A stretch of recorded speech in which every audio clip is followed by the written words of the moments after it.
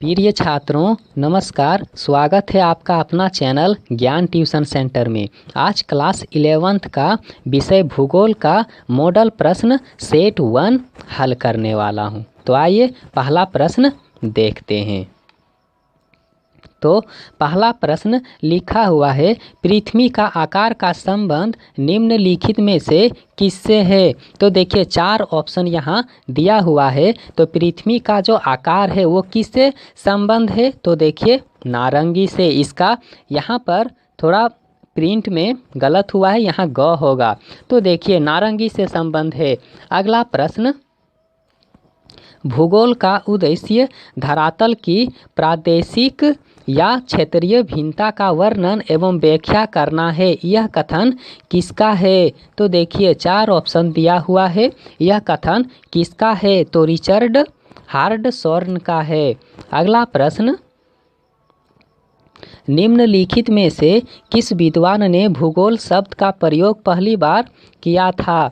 तो देखिए भूगोल शब्द का प्रयोग सबसे पहले कौन किया था। इरेटास्थेनीज। अगला प्रश्न, पृथ्वी की उत्पत्ति के संबंध में एक प्रारंभिक एवं लोकप्रिय मत ज्वारीय परिकल्पना किस विद्वान द्वारा दिया गया था। तो देखिए किस विद्वान द्वारा दिया गया था। जेम्स जीन्स के द्वारा। अगला प्रश्न, आधुनिक समय में ब्रह्मांड की उत्पत्ति संबंधी सर्वमान्य सिद्धांत निम्नलिखित में से कौन है। तो देखिए कौन है। इसका जो आंसर है बिग बैंग सिद्धांत है। अगला प्रश्न, प्रकाश वर्ष क्या मापने की इकाई है। देखिए प्रकाश वर्ष क्या मापने की इकाई है। तो इसका जो आंसर होगा, प्रकाश वर्ष किससे मापा जाता है। तो देखिए खगोलीय दूरी से। अगला प्रश्न, वर्तमान में सौरमंडल में कितने ग्रह है। तो देखिए वर्तमान में अभी कितने ग्रह है। तो याद रखिए 8 ग्रह हैं। अगला प्रश्न, भूतल पर वह बिंदु जो भूकंप के उद्गम केंद्र के समीपम होता है। इसका 4 ऑप्शन देखिए। इसका जो उत्तर होगा अधि केंद्र होगा।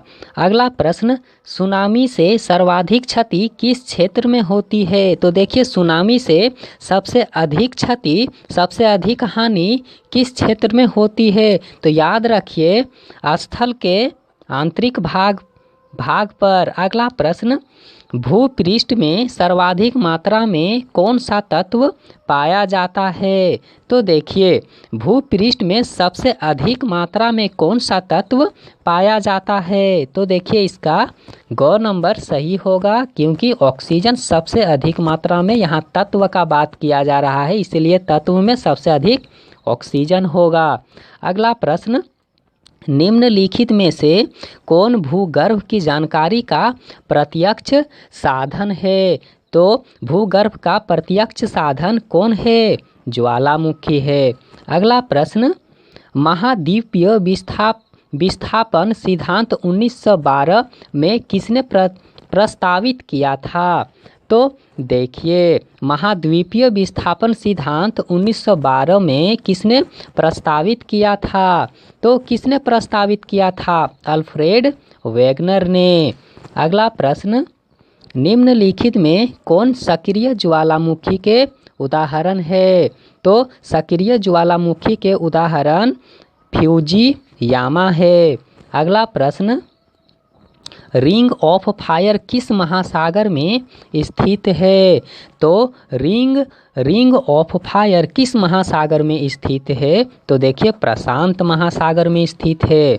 अगला प्रश्न, प्लेट विवर्तनिकी सिद्धांत के अनुसार पृथ्वी का स्थल भाग मुख्यतः कितने प्लेटों में विभक्त है। तो कितने प्लेटों में विभक्त है। तो याद रखिए 7। अगला प्रश्न, हिमालय पर्वत की उत्पत्ति किस सागर से हुई है। हिमालय पर्वत की उत्पत्ति किस सागर से हुई है। तो टेथिस सागर से। अगला प्रश्न, चूना पत्थर किस प्रकार के चट्टान का उदाहरण है? तो याद रखिए, चूना पत्थर किस प्रकार के चट्टान का उदाहरण है? तो अवसादी चट्टान का।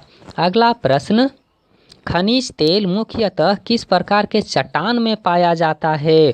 तो देखिए, खनिज तेल आखिर किस प्रकार के चट्टान में पाया जाता है? तो याद रखिए, इसका जो आग्नेय सेल इसका सही होगा। अगला प्रश्न, भूस्खलन सामान्यतः किस क्षेत्र में देखने को मिलता है? तो देखिए, 4 ऑप्शन में यहाँ पर्वतीय क्षेत्र है, मैदानी क्षेत्र है, पठारी क्षेत्र है और मरुस्थलीय क्षेत्र है। तो आखिर जो इसमें आंसर है, यानी कि याद रखिए, मरुस्थलीय क्षेत्र होगा। अगला प्रश्न, निम्नलिखित में से कौन सी एक अनुक्रमिक प्रक्रिया है? तो याद रखिए, अपरदन होगा। अगला प्रश्न, वायुमंडल के कुल द्रव्यमान का 99% गैस पृथ्वी की सतह से कितने किलोमीटर की ऊंचाई तक स्थित है?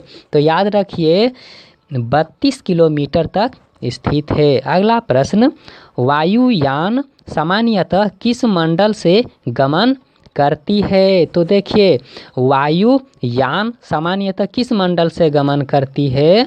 तो क्षोभ मंडल से। अगला प्रश्न, क्षोभ मंडल में धरातल से कितनी ऊंचाई पर 1 डिग्री सेंटीग्रेड तापमान में गिरावट आती है? तो देखिए, 165 मीटर। अगला प्रश्न, निम्नलिखित में से कौन गैस वायुमंडल में सबसे अधिक मात्रा में मौजूद है? तो सबसे अधिक मात्रा में यहाँ नाइट्रोजन मौजूद है। अगला प्रश्न, वह वायुमंडलीय परत जो मानव जीवन के लिए सबसे अधिक महत्वपूर्ण है? तो देखिए, समताप मंडल। अगला प्रश्न, किस मंडल में सभी मौसमी क्रियाएं घटित होती है? तो किस मंडल में सभी मौसमी क्रियाएं घटित होती है? तो याद रखिए, क्षोभ मंडल में। अगला प्रश्न, किस मंडल रेडियो तरंगे वापस लौटाती है? किस मंडल रेडियो तरंग को वापस लौटाती है? तो याद रखिए, यहाँ जो 4 ऑप्शन दिया हुआ है, क्षोभ मंडल नहीं होगा, समताप मंडल भी नहीं होगा, मध्य मंडल भी नहीं होगा, बाह्य मंडल भी इसमें नहीं होगा। 4 ऑप्शन इसमें, चारों का चारों ऑप्शन इसमें मैच नहीं हो रहा है। तो याद रखिए, इसका जो आंसर होगा आयन मंडल होगा। याद रखिए, इसका आंसर होगा आयन मंडल। आप लोग लिख लीजिए, आयन मंडल होगा। अगला प्रश्न, वायुमंडल में मौजूद जलवाष्प की वास्तविक मात्रा को क्या कहा जाता है? तो देखिए, क्या कहा जाता है? निरपेक्ष आर्द्रता। अगला प्रश्न, धूम कोहरा सामान्यतः कहाँ बनता है? तो देखिए, धूम कोहरा कहाँ बनता है? औद्योगिक क्षेत्र में। अगला प्रश्न, इनमें कौन सा बादल सबसे अधिक ऊंचाई पर बनती है? तो सबसे अधिक ऊंचाई पर कौन बादल बनता है? तो याद रखिए, पच्छाव बादल। इसका क नंबर ऑप्शन सही होगा। अगला प्रश्न, संवहनीय वर्षा मुख्यतः किस क्षेत्र में होती है? तो देखिए, संवहनीय वर्षा आखिर किस क्षेत्र में होती है? तो याद रखिए, विषुवतीय क्षेत्र में। अगला प्रश्न, मानव के लिए वायुमंडल का सबसे महत्वपूर्ण घटक निम्नलिखित में से कौन सा है? तो देखिए, मानव के लिए वायुमंडल का जो सबसे महत्वपूर्ण घटक है वो जलवाष्प है। अगला प्रश्न, निम्नलिखित में से वह प्रक्रिया कौन सी है जिसके द्वारा जल द्रव्य से गैस में बदल जाता है? तो वाष्पीकरण के द्वारा। अगला प्रश्न, चक्रवातीय वर्षा सामान्यतः किन क्षेत्रों में अधिक होता है? यानी कि याद रखिए, चक्रवाती वर्षा जो होता है आखिर किस क्षेत्र में सबसे अधिक होता है? तो याद रखिए, तटीय क्षेत्र में। अगला प्रश्न, भूमध्य सागरीय वर्षा सामान्यतः होती है।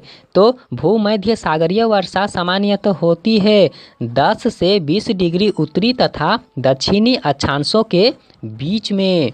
अगला प्रश्न,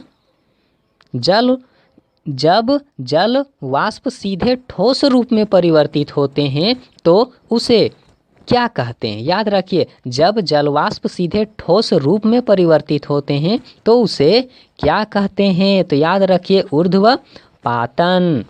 अगला प्रश्न, जैव विविधता का संरक्षण निम्न में किसके लिए महत्वपूर्ण है? तो देखिए, जैव विविधता का संरक्षण निम्न में से किसके लिए महत्वपूर्ण है? तो सभी जीवधारियों के लिए। अगला प्रश्न, भारत में वन्य जीव सुरक्षा अधिनियम कब पारित किया गया था? तो कब पारित किया गया था? 1972 ईस्वी में। अगला प्रश्न, जिन क्षेत्रों में प्रजातीय विविधता अधिक होती है उस विविधता वाले क्षेत्र को क्या कहते हैं? तो उस विविधता वाले क्षेत्र को क्या कहते हैं? तो हॉट स्पॉट कहते हैं। अगला प्रश्न, और यही अंतिम प्रश्न है, रियो डी जेनेरियो पृथ्वी सम्मेलन कब हुआ था? तो कब हुआ था? याद रखिए, 1992 ईस्वी में। तो देखिए, 40 का 40 प्रश्न सॉल्व हो चुका है। अगर वीडियो पसंद आए तो अपने दोस्तों के पास शेयर करें, कमेंट करें, और वीडियो को देखने के लिए धन्यवाद।